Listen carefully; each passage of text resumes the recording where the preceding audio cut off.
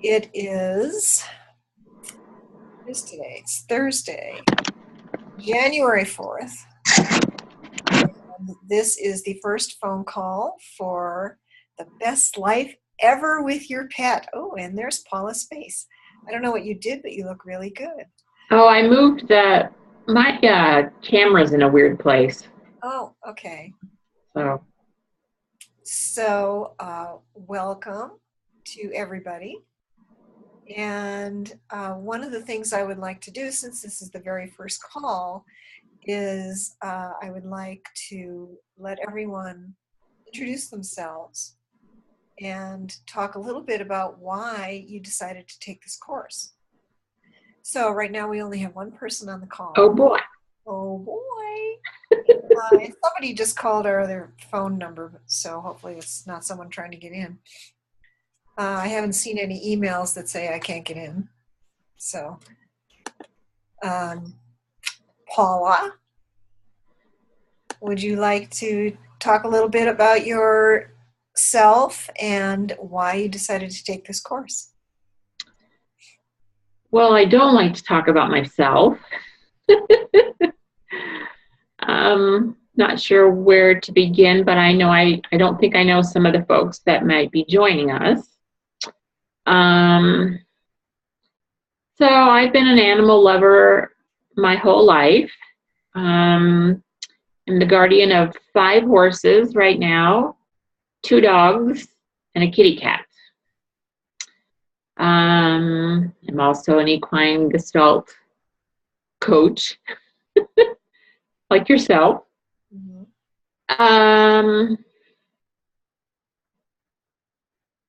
I think this last horse that has come into my life really kind of pushed me into, like you said, because I've turned to you several times for help with different animals in my life. I think, as you have brought out, when you get really emotionally involved, sometimes there's a block to actually, I'll call it communicating with them.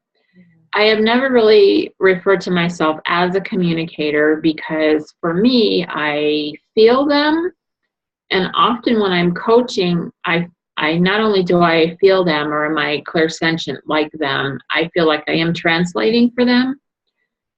But in my everyday life, that doesn't always happen. And I feel like I talk to them more than they are communicating with me.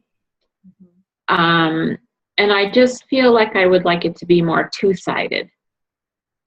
And I do believe I've had a block or some blocks for that to happen as well, which we might talk about in the future. But anyways, I feel this very last one pushed me because I would like to communicate with her better, probably with all of them. But yeah, so your opportunity to do this, plus I know you and I trust you, and I know that what you have communicated to me about these animals has really helped to me. The last thing was to give her a choice, which I did. I talked to her all about it. I gave her a choice, and I did see her respond. I didn't hear her, but I've seen her in her behavior respond. Mm-hmm. So I also have, most of these animals in my life have some sort of issue. So I would like to help them to resolve their issues even more than what I have been able to help them with as far as healing. Okay. So yeah. Is that good? Is there anything else you want me to say? Yes, that is great. Thank you so much.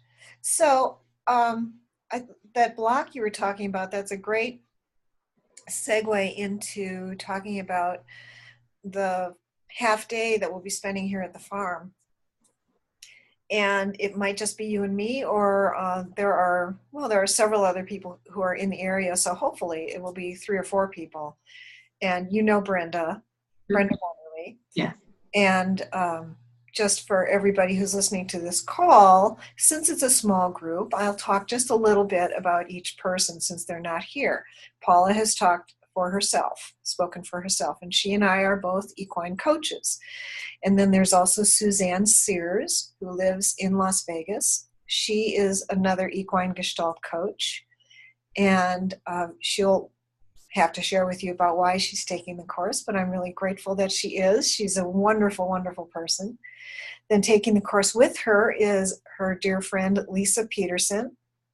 And I've worked with Lisa a little bit when I went out to Las Vegas and did some workshops out there. And she's another just amazing person. And she plays the gong. So, you know, those big gongs? Mm-hmm. I went to one of her events when I was out in Las Vegas, and it was just an incredible experience. It was one of the most wonderful things I've ever done. I wish she lived here because I would have her gong for every workshop I do because she's just really, really good. And then Brenda Moberly is another Touched by a Horse equine Gestalt coaching graduate. Has lots of animals, and I am so delighted that she's going to be with us. And then Jennifer Bronze has been studying with me a little bit. She is the editor and publisher of Mile High Dog magazine. So I invited her to join us. And I'm really happy that she said she was going to do that. And then the last person is Crystal Goldman, and she has also been studying with me individually. So I invited her to come into this group to, to glean anything else that would be useful to her. So Jennifer and Crystal and Brenda and Paula are all here in Colorado. So hopefully you'll all be able to attend the half day together. And we need to decide on a date, probably sometime in February. Not exactly sure when, but a Saturday in February. So kind of keep that in mind on your calendars as we go along. So I am absolutely delighted that everybody's here. This call is for you guys. It's for you to ask questions and gain insights. And if there's something in the videos that puzzles you or you want me to talk more about, I can do that. If you want to do some practice, we can do that. So the call is for you. So Paula, since you're the only one on the call right now, is there anything in particular that you have a question about? Anything that you need help with? Anything I can do to serve you?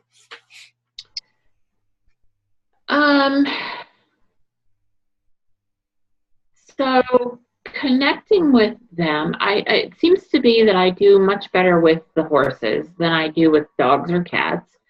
I was looking through your Facebook page where you talked about connecting with them through energy, like energetic vibration, and that smaller animals tend to vibrate higher than the larger animals. You used an example of a guinea pig on your Facebook page. So, I have 2 dogs and 1 cat that I feel like I would like to connect with better. The one dog, Lucy, is just happy-go-lucky all the time. You know Lucy. Mariah has some issues. And Lula, the cat, and I, until recently, we've had a very peculiar relationship. And all of a sudden, she's decided that it's okay to be affectionate. So she was actually sitting on my lap in a chair last night. And I was trying to, communicate with her. And I just kind of got this stare in the face. And not much more. So she has tended to really like Tom much better, and she decided somewhere along the line that, I just wasn't the person who feeds her and cleans her cat box, that maybe I was. No, I haven't fed him yet. Nope. that maybe I was a legitimate person for her to associate with. She's like an empress, you know. Uh-huh. Yeah, I do know. That one standing out in the pasture Yeah. who was a cat for so many lives. There's Suzanne. I'll unmute you, Suzanne. That's okay. It was the dog. We had to feed my dog, get my dog fed. Oh, so it looks like you're still in Las Vegas, or you're at Yep, home. still in Vegas. Okay, good. So welcome. Thank you. Paula was just saying that so did you have a question around that, Paula, about the vibration level? Yeah, the question is more about how to connect with them. I'm not quite sure what you do. No laughing. But it's like, I don't know how you do that. And that's why I said I would never call myself a communicator, because there are times when I get things just as clear as a bell. Most of it's from horses. Mm-hmm. So maybe I vibrate more at the level of the horses and not the dogs and the cats, but I would like to learn how, for sure. And it's really interesting you say that, because when I started doing this, I was much better at dogs and cats, and I sucked at horses. Because I could feel the vibration and the energy of the dogs and cats better than the horses. So it's a matter of it's a matter of practicing, and it's a matter of, I've said this a lot of times, you have to empty your mind. Mm-hmm. Because if we're thinking about, I have to find that vibrational level, we're not going to find it. It's more a matter of just trusting that you will find it. And it's hard. It really is hard to explain how to do it, because everybody's different. Yeah. But what I do is I get quiet in myself, and I just kind of let everything drain out of me. So thoughts, feelings, emotions. You can do some I thou. So if you check in with yourself, you can see how you feel. Mm-hmm. And you expand your energy field and invite that animal into the energy field and see where you feel it and see what you feel, but you have to wait for it. Hi, Lula. Is that Lula, or was that somebody at your house, Suzanne? Scraps just spoke. Yeah, Scraps is over in another room, and I haven't seen him since I came home. Okay. So I just heard him. Okay. So he's expressing his opinion. Yeah, he is. I love that. So all I could say to you, Paula, is get yourself as quiet as you can in your own body. Feel how your own body feels, and then expand the energy field. And that's Fiona. And you can do that by just intending to talk with Lula or to talk with Mariah, and just invite them in and see what changes. So when I'm with horses, I literally am just there. Yeah. There's I just probably walk into their energetic field or even stand outside of it, and I'm just there. Mm-hmm. It hasn't worked that way so much with the dogs and the cats. So when you're just there, do you have a certain feeling in yourself? Yeah, it's just that real quiet, calm, very present, mm-hmm. being with them, just being in their presence. Okay. So that same sort of thing is going to work for you with the other animals. Okay. That same sort of feeling in yourself. And then it's possible that feeling in yourself is very resonant with the way where the horse's energy level is and where the horse's vibration is. And that's why it's easy to get to. So it may be a little more challenging with the other animals, but maybe not. I mean, once you just kind of sit there with that animal, like you were doing with Lula last night, maybe she jumped into your lap because you were sort of in that space. Well, and we talked about blocks just a tiny bit. And the two that I really do feel I have blocks with are two that I'm rather annoyed with most of the time, which isn't good, I know. Yeah. Um, Yeah, so, that annoyance will stop you every time. yeah. Because then you start to judge. Mm-hmm. So rather than being annoyed and judging, try to let yourself be curious. And I think it's two ways. It's like not only am I annoyed with some of their habits or the way they treat me, but I'm annoyed because I can't, I'll just say fix it. It's like I can't, I've come so far and then I just can't reach them Mm-hmm. to say like, stop that, or can't we be friends, or what, I guess I could say to Lula, can't we? And I probably have. Mm-hmm. I've gotten to the point with Lula that I don't hear her. She doesn't really, I literally am her servant. That's no joke. And Mariah just has some neurosis type stuff from her life as a street dog that is just bothersome to me. And I it's like, I wish you would quit, or I wish she could feel comfortable enough where she would quit on her own. I can't quite get her to stop. And I mean, we even adopted the other dog to help her feel more secure because she has kind of an anxiety disorder. So, yeah. Yeah. Oh, I think as you go through the videos, there may be some information about that in there.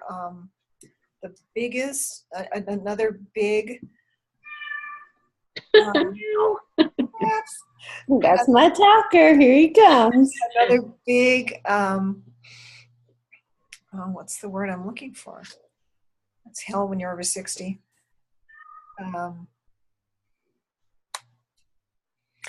It's a block. A big block that people have is that they have these expectations of what the animal is. And I was actually working on the module today about their personalities and who are they and how do they walk in the world and all that sort of thing. And a big thing for me to learn was that every time I judge them and I expect them to be a certain way, it's just like with people. When you expect them to be a certain way, that's not who they are. So we have to look deeper than that. We have to look at who they are and love them for who they are right now. And the rest of it just kind of comes together. Fiona has been a really good teacher for me about that because she was so damaged when she came to us, Mm-hmm. so fearful of everything. And, she still barks like a maniac and all that stuff. But since we've had the puppies and we've taken her to the dog park more, and I also had somebody do some healing work on her, she is changing and she's shifting. It's taken her 6 years of us just saying, okay, well, that's just Fiona, and just loving her for who she was. And she is finally coming out of her shell. She wags her tail. She sniffs at the other dogs. She doesn't do it a lot, but she sniffs at some of the other dogs at the dog park, and she does the play thing. She has never done this. And mostly it was just letting her be and letting her be who she was and not worrying about it. We were just like, that's who she is. And if she ever decides to change, awesome. And we give her the environment to help her change, but we can't do it. She's going to do it. And we can't expect her to do anything. We can ask. And that's all we can do. Because they do have their own agenda and they have their own idea of what life is going to be. For me, it would be, and that's why I want to do this communication thing, because it would be so much more easier if I could look at them and understand what their agenda was or who they were. And, like you said, I think I have my agenda about how I'm supposed to help them or whatever, or be there for them, but they're individuals on their own. And that's just not coming back this way. You know what I'm saying? Yeah. Pretty one-sided. Yeah, I do. I think what you'll find is that you're going to get insights like in the middle of the night. You might dream about it. Um, I don't get a lot of that kind of information from my animals. It's just kind of been, it comes in little snippets, and Hmm. over time, a lot of it is um, just realizing who they are, like our cat Tolstoy. I realized that he called himself Tolstoy because he had these two pieces of his personality. He's a bully, and he's really a loving cat. And it occurred to me, and I don't know if he told me or if I just figured it out, but it occurred to me after watching him for 10 years now that what he's trying to do is find balance. And so now when I talk to him and he looks like he's going to be aggressive toward one of the cats, I'll ask him to be nice. And I'll say, think about it, Tolstoy. What do you really want to do here? And he will actually, I may not hear anything back from him, but I'll get a feeling like he'll be like, oh. And I can see him. I can see the wheels turning behind his eyes. So a lot of it is visual, but also some of it is I can feel that he pauses. And it's so it just sort of comes over time if you just relax into it and don't expect too much of yourself. You'll be amazed at what you'll get back. So is it okay to like express to them how something really irritates me? Yeah, you can, as one of the things that I always suggest to people is that and you probably know this, the animal is not bad, it's the behavior. Yeah, So it's, right. Mariah's a good dog, but she's got these things. And you can talk to her. You can say, I understand that this bothers you. I don't understand why, but I understand that it bothers you, and I want to help you if you want help. How can I make it easier for you? And ask her. And she may say, you can't do anything for me right now. Or you can just let me be neurotic for right now. So that may be what you get back from her. But yeah, if you engage her in dialogue, and if you say to her, when you do this, I get really annoyed. All she can do really is acknowledge that. Okay, that annoys you. I can try to do better to please you, but it may be something that she actually can't control at this time. So this is just an example. This is just one thing. She chews at a place on her hip, and we've gone through all the vet thing about, well, maybe it's allergies, maybe it's food. She's very sensitive. And for a long time I sprayed stuff on her so she wouldn't chew on her hip. And it's really not an allergy, because if she had allergies, it would be all over. It's just this one particular place that she has a bad habit of gnawing on, to the point where she has some hair loss and some damage. So as much as I've tried to prevent it, and as much as I have said, stop chewing, it's habitual. It's a habit. Um, we have to crate her when we go anywhere, and we don't go very often, but she does have to be crated because she has an anxiety disorder. And so she will curl up in a ball and like slobber on herself in that same area too. But she's not always doing that. The vet ran, a test and said, well, the bacteria in her mouth was causing her to have irritate her skin. And that's why she chews on that hip. But there's like nothing aside from, it's in a place where like a shirt or something isn't going to cover it. She'd probably just chew through the shirt. So I'm at the point where, okay, it's going to stay the same, or you'll stop someday. But it's kind of almost like self-mutilation, and that disturbs me. Like, she just needs to quit. And she's laying right here on the floor. So maybe she's listening. I don't know. So what you can do is you can ask her about that, and you can tell her, not so, and it does annoy you, yes, but it also distresses you. It does. I think it's, to me, it feels to me like it's more of a, you want to help her get better. And that's why it's so annoying, because she won't stop. Yeah. So ask her what she gets from that. And I mean, there may be a clue there, since she was a street dog, right? Yeah. Okay. And she may have been in a, and I don't know because I'm not talking to her, but she may have been in a place where to curl up in a ball like that was her only safety. And it may give her comfort Mm-hmm. to do that. So ask her for her perspective on it. Because she must be getting something from it to continue to do it. Yeah, to me, it's kind of like nail biting or, Mm-hmm. you know, Mm-hmm. which I shouldn't. I did that for years. So I should just say to her, hey, look, I was nervous. I used to do things I shouldn't. But So, yeah. So your job will be to let it, not let it be, but look at it from her perspective. A lot of animal communication is looking at the world through their eyes.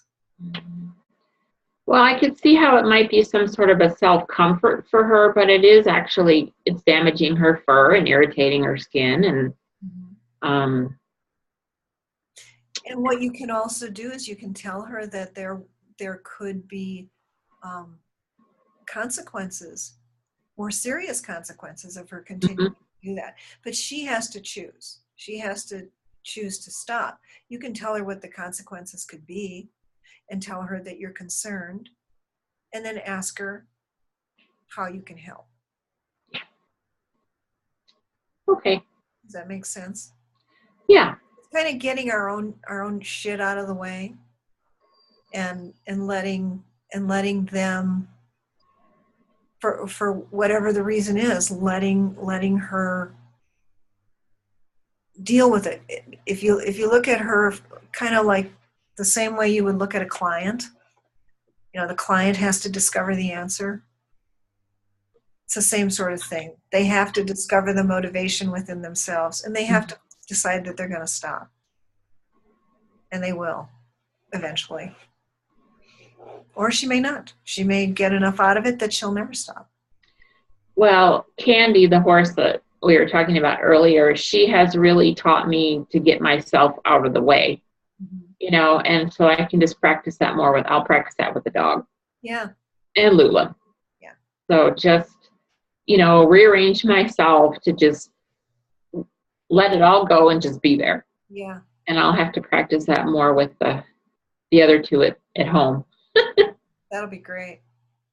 Yeah. Yeah. So is that good? Are we complete on that? Yeah, I think it's Suzanne's turn. Yeah, really, really good questions. So Suzanne, one of the things, I am recording this so that I can post it for everybody who can't make it, but one of the things we're doing is introducing ourselves to the rest of the group, and tell me why, or tell us why you decided to take this course,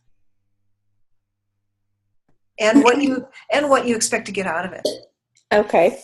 Well, I'm a little distracted because our dog's getting ready to go for a walk, and right here in my office is where his leash is and his treats are and his little baggies are. So he made it very clear he was ready for his walk, and so I texted Wade to say, come on, grab him. He's ready for his walk. He's in here. So we're a little distracted. He's off now. He's going on his walk. He's a happy dog. Oh, good. Talk about compromises. He was pooping. I think I even had you talk to him. I think he would poop in the house for quite a while. We were trying to figure it out because he had been so good as a puppy. Uh-huh. And the compromise has been that Wade takes him for a walk. So if we're at York Ridge and there's no doggy door here, then he gets his nightly walk, Okay. or then he poops on his walk, and then he hasn't pooped in the house, and he tries I mean, he'll hold it all night in the morning if he misses it. So that was our compromise as far as, okay, this doesn't work. Like pooping in the house does not work for my husband. That is a huge no-no. Complete disrespect. So they've worked it out. That's awesome. Is that Baxter? Yeah, that's Baxter. Okay. No, it was just really cute because while we were talking, he came in here and you were talking away, and he looked right at his leash like, come on, Mom. You guys said he's going to come and do it. You got to let him come. I'm like, okay, I better text him and tell him I'll mute myself and he can come in and grab it. So cute. Well, Amy and Bernadette just came in here, the two puppies. Bernadette left, but Amy's sitting here like, pet me, pet me, pet me. So tell us a little bit. I mean, Paula and I know you, but there are people on the in the group who don't know you. So okay. Talk a little bit about yourself and why you're here. Okay. Well, I am EGCM trained, and I'm passionate about that. And I am very passionate about my horses being my equal partners, and that I trust them a lot in sessions. And there's still so many times that I miss what they're trying to tell me about the client. And that's a huge reason why I took the class, is because I do 100% believe that they are my partners. In fact, I almost believe I'm more the human person. My job is to bring the humans to them. Like, they've decided this is their mission on the planet. They love it. And my job is to get the people to them. And then help the people feel comfortable with being with, the horses. So I'm not a very good servant to them if I'm not, or not even servant. I'm not a very good partner if I'm not picking up really what they're trying to tell me and what insights they have to the client. So I feel very much like they completely speak human, but I don't speak horse yet very well. So that's why. I've depended heavily on Ashara to be my animal communicator. Anytime I have my own animal issues or anything that I'm wondering what on earth is going on with an animal, or inviting an animal into our lives, and figuring out how we work that out and coming to our compromises. So I was very comfortable with just relying on Ashara for that and not having to develop myself. But in the ring, in the round pen with a client, I need to understand them. So I need to understand what they're saying. Yeah. Awesome. Well, I know that you'll get it because you are so in tune anyway, that you probably are getting a lot of messages and you just aren't realizing it. I definitely have a block. I mean, I definitely have a block. Like, I don't know how many times I said, well, I don't hear them. So I said it so many times that I don't hear them, that I've set those blocks up. Yeah. I totally get that. So do you have any particular questions? I know this is the very first class and you probably haven't had much of a chance to look at things. I have not had as much chance to dive into those. I decided I will do that once I'm in Hawaii. I have just a few days left to clean up all the loose ends here before we go. So you're going to Hawaii this month and New Zealand next month. Okay. Well, we're going to go this month to Hawaii and then go from there to New Zealand. Okay. And then back to Hawaii. Oh, okay. Nice. So that's the plan. That'll be very nice. I will not be, and that's another thing, is I won't be with my horses then. So to communicate with them, I feel them energetically when I'm not with them, but it's going to be really hard to be that away from them that long. Yeah. So yeah, I know. The more I can develop. Yeah, before you go. Yeah. Yeah, it'll be great. I can remember, I may have told you this story, but I can remember years ago being in Hawaii, and we just had the cats and I think a dog then. And we were on Kauai, overlooking Hanalei Bay. I think there's a lighthouse there. So the lighthouse kind of juts out into the water. And so I was standing close to the lighthouse, surrounded on three sides by water. And I just kind of opened up my heart and my mind, and I looked out over the view, and I went, look, kitties, look at all this wonderful stuff. And they went, get out of there, it's dangerous, water everywhere. They were so funny. They were just like, we are so glad we're not there. All we see is water. That would be terrifying for cats. Oh, it was just so funny. That was probably the one of the best communications I ever had. Just feeling that all of a sudden, like three of them, like their hair was standing on end. You're thinking you're sharing a beautiful moment with them. Yeah. Like, oh, I guess it's not so God. great for you. Okay. Here, I'll turn the other direction. See, there's land over this way. Then they felt better. That's funny. That is really funny. Yeah. So, but you'll be able to keep in touch with your horses. I mean, Yeah. just every time you say their name and I love you, and they feel it. They feel it. And then we also took on another cat. We're fostering a cat for a friend a young girl who's going away to college to finish up her last 3 semesters. She's going to actually be in Idaho. Okay. And her parents are allergic to animals, so they were like, you have to get rid of your cat. And she was crying about it, and while she was driving in around, and he was like, well, I got a plan for that. So he called me, and I'm like, oh, of course, we'll foster him. So Noah is at our house now, at the ranch now. At the ranch. Okay. Wow. And he's settling in well. He's doing really good. And he is, I think he's going to probably be the one that's going to be teaching me a lot in the communication, because he's very good. He's very adept at communicating. Oh, good. Oh, good. So is Cece okay with this? What's that? Is Cece okay with this? Cece's making peace with it. Okay. She's decided she's taking over different territories, and she's much more comfortable in her skin. So she's not happy with him being there, but she seems to be happy in her domain anyway, like happier than she's been in a long time.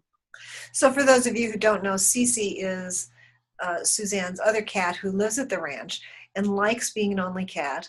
She wears a lion cut. I've posted pictures of her, and she is just so beautiful, and she just loves her lion cut. But she is quite opinionated. She is. I love her. She's the best cat. Yeah. She's very cool. Yeah, and then she's already had to share the ranch whenever we bring, and she's making peace with scraps. We had scraps here at the house for the holidays, and then when I brought them back over to the ranch, they greeted each other. Wow. Yeah. So and remind everybody, how old is Scraps? He's young, right? Scraps is about 8 months now. Okay. 8 months. Yeah. So he's still got that happy kitty. I'm a goofball. Totally goofball, yes. Yeah. Cece can just put up with that. Yeah. Because he's just so out of her realm. He's just like, oh yeah, okay, blah, blah, blah. And he's not sure. He's not 100% sure he likes what he signed up for. Where we're going back and forth in the car, he doesn't always like that. He signed up for it, but he's not sure he made a good choice. So he may change his mind. He might decide he wants one house over the other, but yeah. So that will be something you can pay attention to see how he feels about that. Yeah. So any other questions? No, I'm excited. Like I said, I have all my own doubts and my own little blocks that I've definitely put in place, but you've reassured me many, many times that we'll get through them. So yeah. Well, and I spoke briefly at the beginning about the half day. There's a half day with horses, and since I'm going to be out in your area in March, perhaps I can come out a little early, and then you and Lisa and I can do a half day together. That'd be perfect. Rather than phone coaching. Yeah, that'll be awesome. Yeah, and we'll work on some of those blocks. But even as we go along, if you're having problems, and this is for everybody, if you're having problems with blocks, post on the Facebook page if it's in between phone calls, and at least get it out there, because your fellow students can probably relate. I can certainly relate, because even after all this experience, I still have some blocks, and I have to stop myself sometimes, and I have to talk to my mentor and say, "Rrr, rrr, rrr, rrr," and then she'll say something like, something that is so obvious, and I'll be, oh yeah, okay, resistance, but knowing that she's right. So we all have them, and we can all work through them, and it's a lot more fun to work through them together. Definitely fun. I know my animal team is excited. They've all been trying to communicate with me. I just had the blocks up. So yeah, and they're like, we're being successful. You're just not hearing us. Mm-hmm. We just don't believe you're hearing us. Yeah. They all feel it. La la la la la. La la la la. I can't hear you. I'm sure you're saying something. Yeah, for sure. Yeah. Okay, well, since it's the three of us, I think we will end a little early tonight, just because there is nobody else. And for the rest of you, if you can make it to the next call, it's on the 25th of January. You can also go out to the Facebook page and introduce yourself out there. Say a little bit about your animals, why you decided to join the program, and what you would like to get out of it, because I would love to know more about you and your animals, and the wonderful group of people that we have all together here. I appreciate you all so much. I honor you all for taking this journey. It can be intensive, but it is so, so worth it. So thank you all very, very much. Yay. Thank you for providing it for us. I was excited. Perfect timing as always. So excited. So Ashara, just before you go, the sort of the guidance is to just go ahead and follow what's on the website because it's self-study. It is self-study, and if you have any questions about what you're seeing, the documents are essentially what do you call it? It's what I said in the video. Okay, it's just written down, and a transcript. That's the word I'm looking for. So okay. It's a transcript of what I say in the video, and if you have any questions at all, you can email me, you can post on the Facebook page, and I'll try to clear things up for you. Okay. All right? Thank you. Okay. Have a good night, everyone. Thank you. Good night, Paul. Good night, Ashara. Have a great vacation, Suzanne.